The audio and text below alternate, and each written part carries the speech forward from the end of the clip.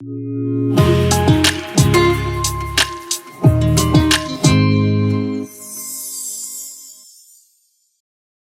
bien, la semaine prochaine, on commence une nouvelle série de messages, les promesses de Dieu.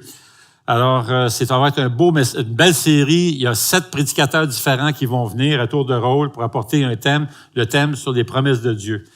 Vous savez, les promesses de Dieu semblent désuètes, des fois, et déconnectées vraiment de notre réalité. C'est un peu comme des cassettes, vous savez, des vieilles cassettes là, poussiéreuses et tout ça, qu'on aurait laissées de côté. Mais elles sont vraies, puis elles sont pertinentes. Dieu reste fidèle. Dieu ne change pas.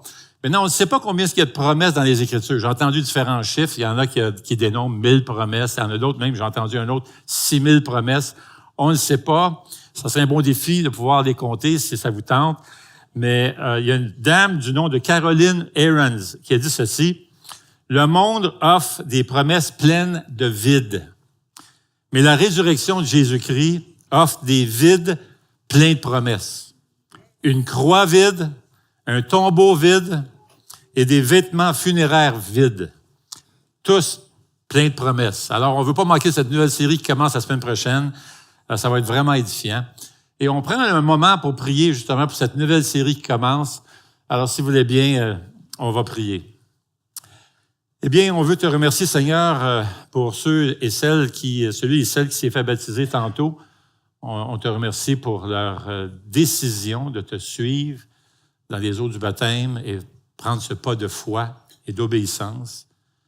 On te prie pour eux, que tu puisses en prendre soin, continuer à les faire grandir dans la foi. Et on te remercie pour leur témoignage. On te prie, Seigneur, que tu puisses ensemble ouvrir nos cœurs pendant le message ce matin. Tu as un message à nous dire, tu as livré ce message dans les Saintes Écritures et tu veux parler à nos cœurs ce matin. Alors dispose nos cœurs à bien écouter et entendre et obéir à ta parole. On te prie pour cette nouvelle série qui commence la semaine prochaine, que tu puisses bénir abondamment ces prédicateurs qui s'en viennent et cette série. Parce qu'il y a bien des gens, Seigneur, qui ont des cœurs brisés, qui ont besoin vraiment d'entendre ces promesses de secours et de paix que tu offres et de joie, malgré les épreuves. Alors on sait, Seigneur, que cette série va nous faire du bien, va édifier ton peuple et ton Église. Alors accompagne ces chers messagers que tu as choisis pour cet été, au nom de Jésus. Amen. On peut dire, le corps est à la mode. On est investi dans notre santé physique et c'est tout à fait bien. Je ne sais pas pour vous, mais moi, j'arrête pas de recevoir des messages sur TikTok, Facebook et tout ça, des vidéos qui me rappellent qu'à tout âge, surtout en vieillissant, il faut rester actif, garder la forme, entraîner ses muscles, sinon on risque de perdre du tonus, de la souplesse, de la stabilité et même de l'autonomie. Il faut le dire, aujourd'hui, l'entraînement physique est devenu très sophistiqué. C'est rendu toute une science, c'est assez développé, là. On parle de biomécanique, de nutrition ciblée, de plans personnalisés, coaching. Je pense à Joey, amen, c'est un coach. Je pense à Malika aussi, je crois, des coachs. Et puis, et aujourd'hui, on se retrouve même avec des coachs virtuels. C'est la grosse affaire, là. Bref, le monde a compris que la santé, ça se travaille. À imaginer, l'an passé, 2024, il y avait plus de 200 000 applications de santé puis de fitness. Et c'est pas un petit marché. 345 millions de personnes utilisent une application de fitness dans le monde. On a compté 850 millions de téléchargements en une seule année. Et ce secteur représente un marché de 4 milliards de dollars par année. Alors oui, le corps est à la mode. Maintenant, si c'est important d'investir du temps et de l'énergie dans notre santé physique, combien, à plus forte raison, avons-nous besoin d'investir de l'énergie dans la santé de notre âme, de notre cœur? L'apôtre Jean avait bien compris l'importance d'avoir une bonne santé spirituelle, comme on va le voir dans le passage qui nous intéresse ce matin. Il va écrire une courte lettre, vraiment très petite, à un ami du nom de Gaius. Maintenant, c'est une courte lettre d'une quinzaine de versets. Il va s'adresser à Gaius, mais il va parler en fait de 3 personnages. Gaius, Diotrephe et Démétrius. Voici ce qui se passe. Quand les églises se multiplient, il manque parfois des responsables, des gens d'expérience, comme des pasteurs ou des messagers, des enseignants, pour prendre soin de ces églises. C'est comme ici au Québec. Je ne sais pas si vous saviez, on l'a déjà dit d'ailleurs. Au Québec, en 1972, il y avait que 35 églises évangéliques dans toute la province de Québec, avec une moyenne d'assistance d'à peu près une trentaine de personnes. Et là, en l'espace de 8 ans, en 1980, on s'est retrouvé avec 500 églises évangéliques au Québec. Et ça, c'était vraiment un réveil phénoménal. Les gens se convertissaient, c'était incroyable, ça venait au Seigneur Jésus. Moi, j'ai vu des foules et des foules venir au Seigneur, là, c'était fou, là. Donc, à l'espace de 8 ans. Alors, qu'est-ce qui arrive dans ce temps-là, où tu as cette montée, tu as ce gros réveil spirituel, tu as des églises qui débutent, tu te retrouves avec des églises où le responsable a juste 1 an dans le Seigneur, pas d'expérience, qui prend soin d'une église où les gens se sont convertis il y a à peu près 3 mois. Donc, c'est à peu près, fait qu'il manque d'expérience. Alors, ce qui est arrivé, c'est qu'il y a des gens qui venaient d'un peu partout. Il y a des gens de la France, États-Unis, Ontario. D'ailleurs, j'ai travaillé moi-même avec un pasteur qui venait de l'Ontario pendant quelques années. Cassait le français, avait de la misère avec son français, mais il est venu pour nous aider à prendre soin de l'Église. Alors, c'est ça qui arrive. Ce sont aussi des fois des prédicateurs itinérants qui font une église, vont aller dans une autre église pour aider à porter un message. Et on le fait encore aujourd'hui. Plusieurs églises au Québec n'ont pas de pasteur ou d'enseignants d'expérience. Alors, qu'est-ce qu'on fait? On envoie des frères des gens qui ont de l'expérience à porter des messages de la parole de Dieu. D'ailleurs, notre frère Gilles Farley, en ce moment, pendant qu'on est ici, est à Maniwaki en train d'apporter le message de la parole de Dieu. Alors, on en a des gens ici. On a plusieurs personnes qui font le tour. Je pense à Paul, je pense à d'autres personnes qui vont à Rockland, Hawkesbury, tout ça, apporter des messages de la parole de Dieu pour aider les églises qui sont sans pasteur. Alors, c'est ce qui se passait à l'époque du Nouveau Testament.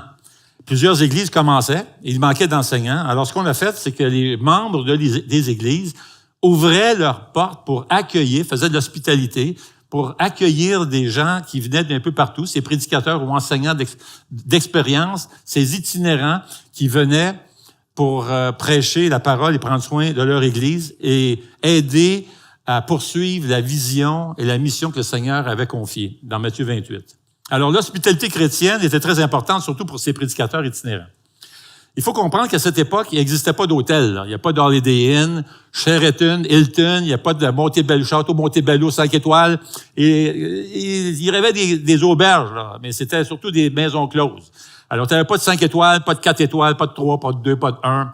Peut-être 0,0001 étoiles, mais ça faisait dur. C'était dangereux, même. Tu voulais pas aller là parce que même les propriétaires étaient croches, malhonnêtes, avaient une mauvaise réputation. Alors, les prédicateurs et les enseignants recherchaient de la sécurité. Et ils avaient besoin vraiment de gens qui étaient prêts à les accueillir chez eux. C'est tellement important, d'ailleurs, même à cette époque-là, comme étant donné qu'il n'y avait pas vraiment d'hôtel, c'était tellement important, l'hospitalité, que c'était même rendu une vertu dans la société. C'était bien vu. Alors, Jean écrit à Gaius pour l'encourager à continuer d'exercer de l'hospitalité et d'accueillir ses frères qui venaient un peu comme des missionnaires pour venir aider l'Église. C'était majeur et c'était important pour l'avancement de l'Évangile et de la mission. Malheureusement, certaines personnes refusaient d'accueillir ces enseignants car ils voulaient garder le contrôle de l'Église. L'apôtre Jean va justement parler d'un individu qui s'appelle Diotrephe. C'était un homme orgueilleux qui a pris le contrôle d'une église et il laissait aucun prédicateur venir de l'extérieur car il voulait pas laisser sa place. Il était même méprisant à l'endroit de l'apôtre Jean. Imaginez. Vous savez, l'orgueil cherche toujours la première place. N'est-ce pas? C'est C.S. Lewis qui a dit « L'orgueil ne tire aucun plaisir d'avoir quelque chose, seulement d'en avoir plus que les autres. C'est la comparaison qui nourrit l'orgueil, le plaisir d'être au-dessus des autres. Quand il n'y a plus de compétition, l'orgueil disparaît. » Luc Dupont, qui est professeur en communication à l'Université d'Ottawa et auteur de 10 livres sur le marketing et la communication, a pris l'habitude que lorsqu'il commence une nouvelle session, il a l'habitude de demander à ses étudiants « Pourquoi vous étudiez en communication? » Et voilà quelques-unes des réponses qu'il a obtenues.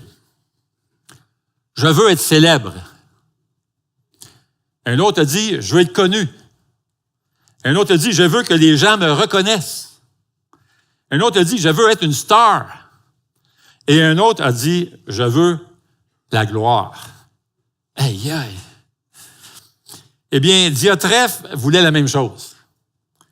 Il voulait être célèbre, connu, il voulait être reconnu, il voulait être une star et il voulait la gloire. Puis il n'était pas le seul, parce que l'apôtre Paul va même écrire une de ses lettres, dans les lettres aux Philippiens, et il y a tout un groupe de personnes qui éprouvaient le même désir d'avoir la première place. Il va dire dans Philippiens 1,15, « Certains, il est vrai, proclament Christ par jalousie, avec un esprit de rivalité, littéralement un esprit de querelle, mais d'autres le proclament avec de bonnes intentions. » Ces personnes se servaient en fait de l'Évangile pour servir leurs propres intérêts égoïstes. Et Paul utilise un mot intéressant, un esprit de rivalité ou encore de querelle, et ça signifie faire campagne pour obtenir un poste, obtenir le soutien des gens. Le but de Paul était de glorifier Jésus et d'amener les gens à le suivre. Mais ces gens-là, ces détracteurs, ce qu'ils voulaient en fait, c'était de se promouvoir eux-mêmes et gagner des partisans. Au lieu de demander « Avez-vous mis votre confiance en Jésus ?» ces gens-là posaient la question « De quel côté êtes-vous? Du nôtre ou celui de Paul? » Alors Jean écrit cette lettre à Gaius et il va faire référence à l'attitude de Diotrephe. Il va aussi parler d'un chrétien qui avait un beau témoignage du nom de Démétrius. Et la lettre a pour thème la vérité. D'ailleurs, le mot vérité apparaît 5 fois juste au début de la lettre, une courte lettre. Il s'agit d'un appel, en fait, à l'hospitalité. Mais lancé surtout à ceux qui enseignent la vérité de l'Évangile avec fidélité. Alors, on va prendre la lecture ici dans cette courte lettre. C'est vers la fin de la Bible, c'est 3 Jean. Alors, c'est vraiment là, presque à la fin. Vous avez l'Apocalypse, Jude, là, puis vous reculez un petit peu, là, vous avez 3 Jean ici. Tournez pas trop vite parce que vous allez passer tout droit. C'est tellement court. 15 versets seulement. On va le lire au complet. Je viens de un peu brosser un tableau de ce qui se passait. Alors là, vous allez voir en lisant. « 3 Jean. De la part de l'ancien au bien-aimé Gaius, alors l'ancien, c'est l'apôtre Jean qui écrit, au bien-aimé Gaius que j'aime dans la vérité. Bien-aimé, je souhaite que tu prospères à tout point de vue et sois en bonne santé à l'image de ton âme. J'ai en effet éprouvé une très grande joie lorsque des frères sont arrivés et ont rendu témoignage de ta sincérité, de la manière dont tu marches dans la vérité. Je n'ai pas de plus grande joie que d'apprendre que mes enfants marchent dans la vérité. Bien-aimé, tu agis avec fidélité dans ce que tu fais pour les frères, notamment pour des frères étrangers. Ils ont du reste rendu témoignage à ton amour devant l'Église. Tu feras bien de les aider d'une manière digne de Dieu dans leur voyage, car c'est pour le nom de Jésus-Christ qu'ils sont partis sans rien savoir des non-croyants. Nous devons donc accueillir de tels hommes afin de travailler avec eux pour la vérité. J'ai écrit quelques mots à l'Église, mais Diotrephe, qui aime être le premier parmi eux, ne nous accueille pas. C'est pourquoi, si je viens, je rappellerai les actes qu'il commet en bavardant contre nous de façon malveillante. Non content de cela, il n'accueille pas les frères, et ceux qui voudraient le faire, il les en empêche et les chasse de l'Église. Bien-aimé, n'imite pas le mal, mais le bien. Celui qui fait le bien est de Dieu, celui qui fait le mal n'a pas vu Dieu. Quant à Démétrius, tous lui rendent un bon témoignage, et la vérité elle-même témoigne pour lui. Nous aussi, nous lui rendons témoignage, et tu sais que notre témoignage est vrai. J'aurais beaucoup de choses à t'écrire, mais je ne veux pas le faire avec l'encre et la plume. J'espère te voir très bientôt, et nous parlerons de vive voix. Que la paix soit avec toi. Les amis te saluent, saluent les amis, chacun en particulier. Alors, comme vous avez vu en lisant là, dans la fameuse lettre, 3 personnes sont mentionnées, et chacun d'eux montre en fait une facette différente de ce que peut être le caractère d'un chrétien. Gaius, c'est le destinataire de la lettre. Jean l'encourage et prie pour lui, car son âme est en bonne santé. Il est reconnu pour sa fidélité, son hospitalité envers les missionnaires, et il marche dans la vérité. Alors, Gaius incarne vraiment le croyant qui est mature et engagé. Diotrephe, comme on l'a dit tantôt, c'est le gars autoritaire et orgueilleux qui rejette l'autorité de Jean, refuse d'accueillir les frères missionnaires et il cherche à dominer l'Église. Il représente le danger de l'orgueil religieux et du pouvoir mal exercé. Démétrius, c'est un gars qui a un bon témoignage, respecté par tous, fidèle à la vérité. Il illustre l'intégrité et la crédibilité dans la vie chrétienne. Mais si Jean parle de 3 personnes, il se concentre surtout sur Gaius. Si vous regardez le verset 1, de la part de l'ancien au bien-aimé Gaius que j'aime dans la vérité. Bien-aimé, je souhaite que tu prospères. Écoutez bien cette prière-là. Là. Je souhaite que tu prospères à tout point de vue et sois en bonne santé à l'image de ton âme. C'est toute une prière, ça, là. Jean prie que Gaius prospère dans tous les domaines, comme prospérait déjà son âme. Alors, il prie, il souhaite et il prie, il veut que Gaius réussisse, soit dans les affaires, que ça marche son affaire. Un commentateur du nom de Barnes explique cette prière en disant « La prière s'appliquerait ici à tout projet ou objectif envisagé. Cela inclurait la réussite dans les affaires, le bonheur dans les relations familiales ou la prospérité dans toutes les activités et transactions auxquelles un chrétien peut légitimement se livrer. » Moi, je ne sais pas, la dernière fois que j'ai fait cette prière, je me rappelle quand même, j'ai fait quelques fois certaines prières. Il y a des gens, des fois, qui viennent me voir, me demandent de prier pour eux, soit pour une promotion ou un défi, la compagnie, etc. Alors, oui, je l'ai fait, certainement. Mais c'est vraiment une belle prière. Puis, soyons honnêtes, je pense qu'on se sent mal de prier pour le succès des frères puis des sœurs ou d'autres personnes, que ce soit pour leur entreprise ou une promotion. On dirait que c'est comme si, pour nous, Dieu ne s'intéresse pas à notre succès matériel. Pas vrai? Mais il y a une autre raison aussi. C'est notre cœur. Désirer le succès des autres, c'est difficile pour nous de souhaiter le succès des autres. Bon, oui, quand il s'agit des membres de notre famille, on est bien content, tout ça, mais les autres, là, c'est peut-être pas évident, là. Je vous donne un exemple. Tu es dans une file d'attente. Il y a un autobus. Et là, t'attends l'autobus. Il y a une file d'attente. Il y a 15 personnes dans la file d'attente, puis toi, tu es le 7e. Et puis là, l'autobus arrive. Ouvre les portes. Mais le chauffeur dit, écoutez, j'ai de la place seulement pour les 8 premiers. Probablement que tu vas monter. Ben, moi, je monterais. Moi, je me dépêcherais de monter. Je me soucierais pas tellement des autres. Oh, excusez. Probablement, je prends honnêtement. Mais je l'ai vu cette semaine, par exemple. Je l'ai vu cette semaine. Cette semaine, je m'en vais au stationnement. Il y a quel magasin? Oui, Costco! Et moi, je devrais demander à Costco. De me donner une redevance là, pour la publicité que je leur fais. Et puis, écoute, je m'en vais cette semaine à Costco. Puis, tout du bon dans le stationnement. Je rentre dans le stationnement, puis tout, là, je suis là, je cherchais une place, puis tout, tu sais. Là, je vois une personne s'avancer. Vous savez bien, parce que si vous êtes allé à Costco, il y a quelqu'un qui s'en vient. Ah, je pense qu'il va prendre cette voiture-là. Là. Je pense qu'elle s'en vient. Là, moi, je suis arrêté, je suis de parc. Oui, je pense qu'elle s'en va.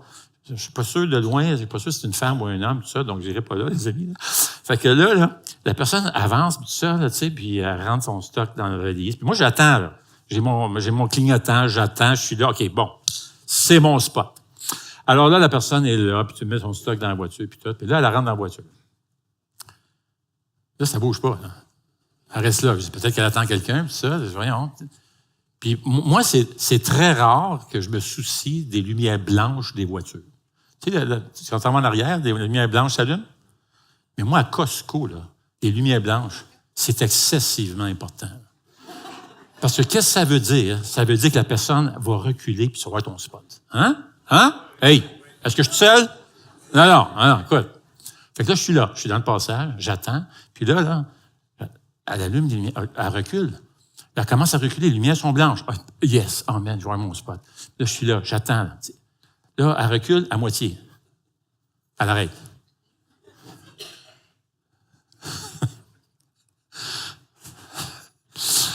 Fait que là, finalement, elle recule, elle sort d'aller. Yes, enfin! Là, il y a quelqu'un qui me coupe, mon ami, pas de flasher, pas rien, rentre dans le stationnement.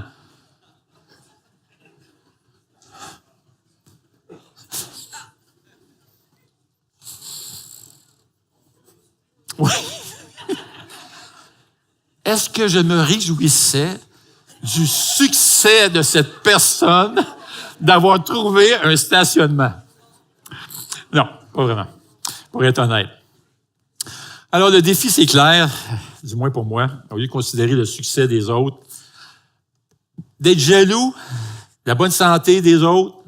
Je peux apprendre de gens à prier que mes amis, ma famille aient du succès et de la prospérité en toutes choses. Et laissons Dieu s'occuper du reste. C'est lui qui commande, c'est lui qui donne la capacité des richesses. Il y a des gens qui savent prendre une pièce et en faire deux avec, qu'est-ce que tu veux. Il y en a qui l'ont l'affaire. Et c'est Dieu qui donne l'ADN, c'est lui qui est responsable de notre ADN, il est souverain sur toutes choses. Par conséquent, on peut se réjouir avec ceux qui se réjouissent et prier que tout aille bien dans leur corps, leur esprit, leur mariage, leur âme, si vraiment on aime dans la vérité. Parce que voyez-vous, l'amour qui vient de Dieu désire toujours le meilleur pour les autres. Êtes-vous d'accord avec ça? Maintenant, lorsque je me suis arrêté sur ce verset-là cette semaine, je me suis dit, wow, quelle drôle de prière. Honnêtement, c'est une drôle de prière. Je souhaite que tu prospères à tout point de vue et sois en bonne santé à l'image de ton âme. Habituellement, on fait le contraire. On prie pour un tel afin qu'il grandisse dans le Seigneur. Jean fait le contraire. Il dit, je prie que Dieu te bénisse dans tous les domaines. Tu as une business, que tu réussisses en affaires, abondamment, que Dieu bénisse abondamment ton entreprise, que tu aies du succès à l'image de ton âme. Je prie pour que la santé de ton corps ressemble à l'image de ton âme. Moi, cette semaine, quand je regardais ça, à un moment donné, je me suis posé la question, quelle serait la santé de mon corps si elle ressemblait à l'état de mon âme? Pensez-y un instant, là. Quelle serait la santé de mon corps si elle ressemblait à l'état de mon âme? Est-ce que je serais fort? Un athlète? Résistant? En forme? Ou faible? Essoufflé et vulnérable? Bien, quelle que soit la santé de ton âme ce matin, voici la bonne nouvelle. La santé spirituelle, ça se cultive. Tu peux renverser la situation, tu te sens faible, essoufflé, vulnérable, bien, tu peux devenir plus fort, tu peux devenir de plus en plus résistant et de plus en plus en forme spirituelle par la puissance du Saint-Esprit. Amen? Jean nous fait découvrir certaines clés ici pour cultiver une âme en santé. Et ce qu'on voit, c'est qu'une âme en santé, c'est une âme qui se nourrit de la vérité. On le voit au verset 3. J'ai en effet éprouvé une très grande joie lorsque les frères sont arrivés, ont rendu témoignage de ta sincérité, de la manière dont tu marches dans la vérité. Je n'ai pas de plus grande joie que d'apprendre que mes enfants marchent dans la vérité. Alors, tout comme notre corps a besoin de bonne nutrition, notre cœur, notre âme a besoin de la vérité vivante pour grandir. Et Jean se réjouit de voir que Gaius vit dans la vérité. Il ne fait pas seulement la connaître intellectuellement, là, mais elle alimentait sa vie quotidiennement. Il ne fait pas seulement connaître la vérité, il vit selon elle. La vérité façonne ses choix, son comportement, ses relations. Et Jacques nous le rappelle dans Jacques 1, 22, ça dit « Mettez la parole en pratique et ne vous bornez pas à l'écouter ». Le mot « vérité » ici, c'est pas seulement doctrinal, c'est relationnel. C'est une vie enracinée dans l'Évangile, alignée sur Jésus-Christ. Nourrir son âme, c'est lire la parole de Dieu, la méditer, s'en imprégner, c'est chercher à la comprendre. Mais c'est aussi laisser cette vérité transformer nos choix, nos paroles, nos priorités, nos réactions, nos comportements. On a besoin de nourrir notre âme à tous les jours.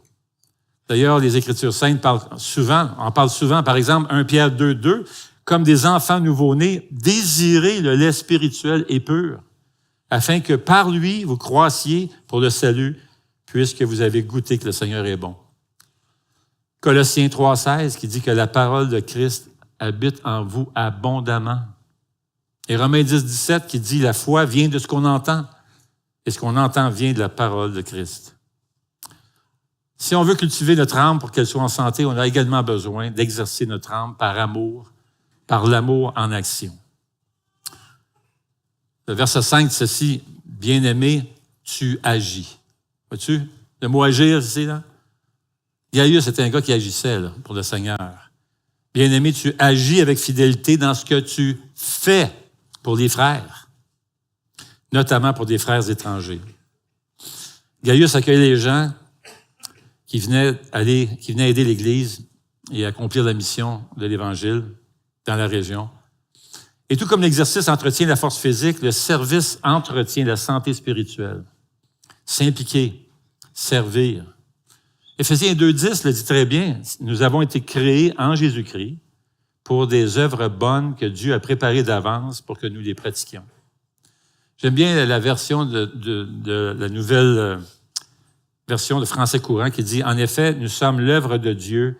Il nous a créés, unis avec Jésus-Christ, pour que nous menions une vie riche en actions, pleine de bonté, celle qu'il a préparée d'avance afin que nous les pratiquions. » Vivre sa foi dans l'isolement, c'est pas une option pour celui qui appartient à Dieu. Gaius ouvrait sa maison, il soutenait les autres chrétiens, il participait activement à l'œuvre de Dieu. Et il ne vivait pas seulement pour lui-même. Il était impliqué, généreux, tourné vers l'œuvre de Dieu. Et c'est ça notre appel. Servir, c'est de l'amour mis en pratique. C'est le muscle de la foi. Sans action, la foi s'atrophie. Vous et moi avons besoin d'exercer notre âme par le service. Parce que Dieu nous a équipés pour le faire. Il t'a créé, entre autres, pour cette raison. Il veut se servir de toi pour faire avancer son œuvre. On exerce notre âme lorsqu'on sert, quand on agit avec générosité, quand on s'implique dans l'Église et la mission. Et ça édifie la foi des autres. C'est édifiant pour l'Église aussi. La consécration et l'amour de Gaius réjouit même le cœur de l'apôtre Jean. Son amour pour Dieu, pour la vérité, pour l'Église, c'est contagieux. Voici une autre clé qui cultive notre âme, la persévérance. Verset 4 dit « Je n'ai pas de plus grande joie que d'apprendre que mes enfants marchent dans la vérité. » Gaius persévérait, malgré les difficultés avec Diotrephe. Il n'a pas lancé la serviette. C'est pas facile avec Diotrephe. Et Jean le souligne, Gaius marchait dans la vérité, il était constant, régulier et fidèle. Il avance jour après jour, pas après pas, fidèle à Jésus. Et oui, il y avait des combats, c'était pas évident là, avec Diotrephe. C'est un combat constant. D'ailleurs, c'est pas pour rien que Jean va terminer sa lettre en lui souhaitant la paix. Il espère que Gaius va trouver de la paix dans le Seigneur à travers les conflits, les litiges qu'il y avait avec lui, Diotrephe. Mais il revenait au Seigneur. Il cherchait son réconfort dans le Seigneur. L'important, c'est que notre vie montre une croissance constante. Même si c'est lent, c'est réel, c'est là. Alors que le Saint-Esprit fasse de nous des croyants forts à l'intérieur, fidèles, sincères et utiles pour le royaume. Pendant que les musiciens avancent, je veux répéter ceci, on le dit souvent, on ne pourra pas le faire sans la puissance du Saint-Esprit. On peut lire la parole de Dieu, on peut prier, on peut faire plein de choses pour Dieu, mais rien ne remplace une vraie transformation intérieure par Jésus-Christ. C'est Jésus qui a dit dans Jean 15, 5, « Sans moi, vous ne pouvez rien faire. » Que chacun de nous devienne une source de joie pour l'Église et pour Dieu lui-même. Alors prenons soin de notre âme, qu'elle soit bien nourrie, bien exercée, bien ancrée. Cette semaine, j'ai rencontré un de ces couples qui marche dans la vérité depuis plusieurs décennies. Un couple plein d'amour pour les gens. Je suis allé à Costco. J'ai d'ailleurs croisé Sean. Je ne sais pas si c'est Sean, où il travaille peut-être de ce matin. Là. Sean, lève ta main, Sean. T'es où, non? En tout cas, Sean est là, il travaille là-bas. Je me suis fait un ami qui travaille à Costco. Je suis tellement content, c'est super. Ça. Alors, on rencontre régulièrement des gens de l'Église à Costco. On rencontre des fois Georgine, on va à Costco, d'autres vont à Costco. C'est vraiment une bonne place. Eh bien, pendant que je faisais mes achats cette semaine, j'étais dans les allées avec mon carrosse et tout ça. Là. Puis là, tout d'un coup, je croise qui? Ken Beach avec sa femme. Ken Beach, assez âgé, il a déjà été directeur, d'ailleurs, de Parole de vie Bethel à Sherbrooke pendant des années. Et là, je suis déjà allé enseigner quelques années là-bas, et puis c'était lui qui était là, et puis on est devenus des bons amis. Et puis, on s'est croisés, puis on a commencé à jaser, tout ça. Et puis, il demeure à Elmer, mais il va dans une église anglophone à Ottawa.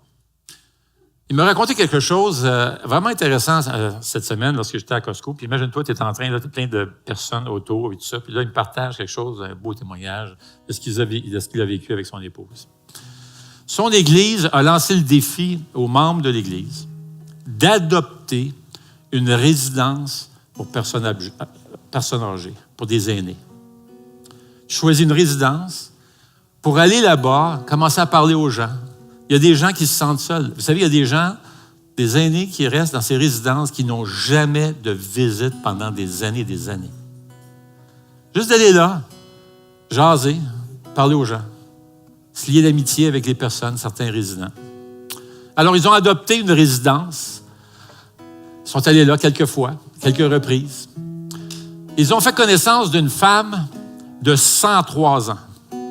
Lucide, 103 ans, une femme juive qui a vécu l'Holocauste. Elle sait c'est quoi la douleur, la souffrance, les horreurs de l'Holocauste. Elle l'a vécu. Ils se sont liés d'amitié avec elle, ils ont partagé leur foi en Jésus. Puis imaginez cette femme juive, 103 ans, que toute sa vie, elle attendait un jour de faire la rencontre du Messie. C'est ça les Juifs. Et un jour, elle a découvert Jésus. Elle s'est convertie au Seigneur Jésus. Une femme transformée, une femme changée. Malgré les horreurs qu'elle a vues et qu'elle a vécues, cette femme rayonnait de joie. Si bien qu'elle partageait l'Évangile à d'autres. 103 ans. Il y a une femme qui prend soin d'elle, une aidante. Elle a partagé l'Évangile à cette femme. Et cette femme est venue au Seigneur Jésus. N'est-ce pas glorieux, les amis? Amen. Ah, gloire à Dieu.